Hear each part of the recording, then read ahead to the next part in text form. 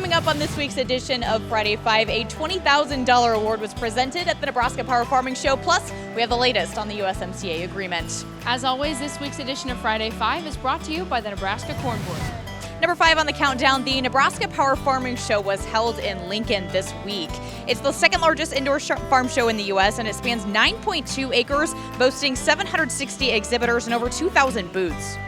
The award-winning AgBot was on display at the show. Purdue University's AgBot is an autonomous machine capable of identifying plants, destroying weeds, and fertilizing crops, all while navigating the field. Since its inaugural year in 2007, the Power Farming Show has nearly tripled in size. Here at the Rural Radio Network, we are excited to announce our Women in Agriculture series. Each week, we will highlight women from across the state and nation and the unique role they play in agriculture and the diversity within that role. If you know a woman who deserves to be recognized for her efforts within the agriculture industry, you can nominate her on the Rural Radio Network website. Nominations will be accepted through December 31st. The USDA's Farm Service Agency Conservation Reserve Program sign-up has officially begun. Farmers and ranchers who enroll in CRP get a yearly payment for voluntarily establishing long-term resource-conserving plant species like approved grasses or trees that help control erosion. The 2018 Farm Bill lifted the cap on 22 million acres and increased it to 27 million. The sign-up period ends on February 28th for general CRP, while the sign-up for continuous CRP is ongoing. Moving on, the Nebraska Power Farming Show held its Ag Tech Innovation Competition on Wednesday. Scott Newohner with Dynamic Motion took home both the $5,000 People's Choice Award and the $20,000 grand prize.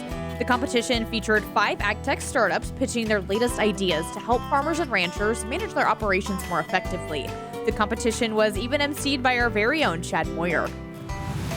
On Tuesday, House Speaker Nancy Pelosi announced a win for workers and Democrats, saying they reached an agreement with the Trump administration to move the U.S.-Mexico-Canada agreement forward. Pelosi says the agreement is infinitely better than what was initially proposed by the administration. Ag Secretary Sonny Perdue says the agreement improves virtually every component of the North American Free Trade Agreement.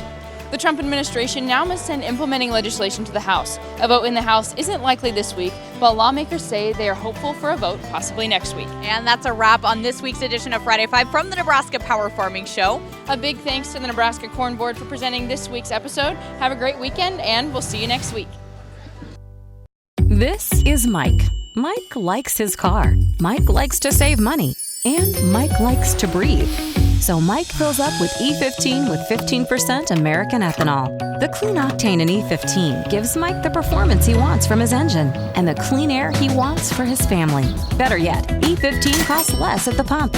Higher octane, cleaner air, lower cost. E15 sure gives Mike a lot to like. Discover E15 with American ethanol.